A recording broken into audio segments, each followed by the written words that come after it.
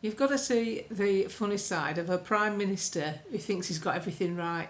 Well, he must do, because he said that he wouldn't change anything that he's done in his first 6 months. He wouldn't change it. No, he'd do it all again when he's been interviewed. That's what he said. So he would have people taken from their homes and arrested for putting tweets and Facebook posts out, and release paedophiles and sex offenders and violent criminals, because he's got to make room in the jails because they're full. But they've got loads of foreign criminals in. It's never dawned on him to deport them. No, we just have to realise that Kier knows best, and he's got it all right, yeah. He's the most unpopular Labour Prime Minister there's ever been. Even his own party are whispering in Westminster. They're saying things like, oh my God, on the corridors, I can't believe what he's doing. His cabinet's happy enough, because obviously no brainer, Angela Rayner, she's quite easily pleased. And Ed Miliband's just glad to be back at it, creaming money from the subsidy division of the taxes with his green agenda. Unfortunately, the public actually question whether or not Kier Starmer's got everything right. And I think the bit that Kier's missing is he's come from a legal background. So he comes from a world of innocent or guilty, and his job was to prove people guilty. Crown Prosecution Service. That's his world, black and white. That's how he approaches his politics. There's no grey areas. It's completely bypassed it, like an alien ship flying over his head. It's completely bypassed him, that he's actually supposed to be running the whole country, including us, including the ones that didn't vote for him, including the ones that don't like him. He's supposed to look down at the country, work out how he can make it better for the people living in it. But I believe that the way Kier looks at it, he's just not interested in us, the people who don't like him. He's not interested in any of us, even the ones that do like him. He's interested in what he can take out of this country and give to another country, to some batshit crazy scheme abroad. That's why he said in that Emily Maitlis interview, when she said, who do you prefer working with, Davos or Westminster? And he didn't even flinch. He went, Davos, every time, because you can get things done. Yeah, because Davos isn't cluttered up with the voters, is it? Davos isn't cluttered up with constituents that might say, how much? We're not paying that, are we? That's why he prefers Davos, because it's massive corporations who need big government to survive. It's called stakeholder capitalism, which is the fancy phrase these days for communism. Communism light, let's call it. Luxury communism, however you want to label it up, that's what it is. And with a man in charge that thinks he hasn't got anything wrong. Now, I googled, what do you call someone who thinks they're always right? And it came back with basically description after description. They were all insults, from hubris to personality disorder to a superiority complex to an ideologue. It's all there. A narcissist. There was nothing good that came out of that question. I won't be surprised with AI in future it doesn't say, example Kier Starmer, because he actually thinks he's got it all right when he's got most of it wrong.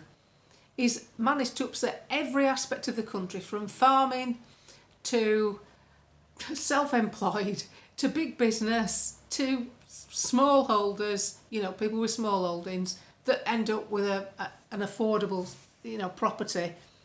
Tiny small holdings could be worth £1 million. So it's just mad what he's done to farming. Everybody thought, that's what he wanted to put across, was when he did it, the inheritance tax, it'll stop the wealthy from buying land and avoiding inheritance tax. But the way they've drawn it up, it just slaps them all. Every single farmer that owns anything, really, because some of their equipment can come to £1 million. Anyway, that's the farmers. But don't forget Rachel from accounts. Well, she found a big black hole, didn't she, Rachel from accounts? And their way of plugging it, it's just the ineptitude and stupidity of their decision making is incomparable to anything we've ever seen, and with a man saying he wouldn't change a thing. They've absolutely slaughtered big business and medium-sized businesses with the tax hike. 40 billion will be flowing back in, and guess what? They're getting 40 billion back in, black hole, don't forget, and yet 22 billion is going to go straight out on carbon capture. Carbon capture, they can't even keep drains clean. That's how literally stupid they are. But they're not stupid if they're following a different agenda that means the money has to go overseas. There's nothing he's done. He's not done one thing that I can find where his thought process has been to improve things in Great Britain. So when he says he's got everything right, he don't change anything, that means if he still finds it acceptable to oust people out of their homes because they tweeted or wrote a Facebook post and put them directly into a cell, deny them bail and send them straight to jail, he finds that acceptable.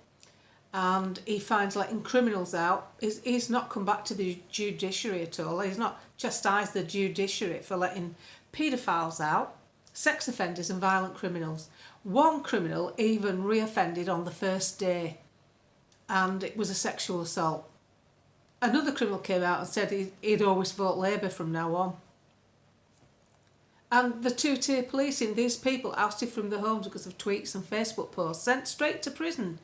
And yet people who were seen to break a policewoman's nose at Manchester Airport after suspicions that it was police brutality, later video evidence clearly showed that it wasn't, it was police retaliation in a very, very sensitive area, an airport where we've had attacks before.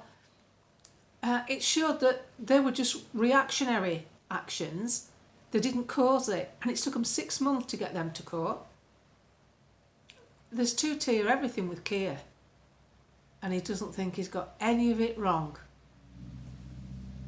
It's absolutely fine to take the winter fuel allowance off the grannies and leave men, young, able-bodied men, sitting in t-shirts in hotels with the heating on, a pocket full of money, iPhone, packet of fags, living their life, not caring the world, don't have to think about bills or mortgages, and access to healthcare, dentistry, the lot. He thinks that's okay. He doesn't think that's wrong. He didn't instigate it, but he certainly hasn't tried to stop it. And £500,000 a day on empty hotel rooms. £9 million a day on using hotels anyway. And now he's putting it about that they're trying to empty the hotels, but he's not actually telling you that the reason for that is they're taking up valuable housing stock, and Serco are out there trying to harvest empty office buildings to turn them into accommodation. Who's going to go in there then? Who's going to go in there? And BlackRock investing in huge developments in London suburbs. And Kier's got everything. No, Kier's got everything right. We mustn't worry because he's got it all right because he said so.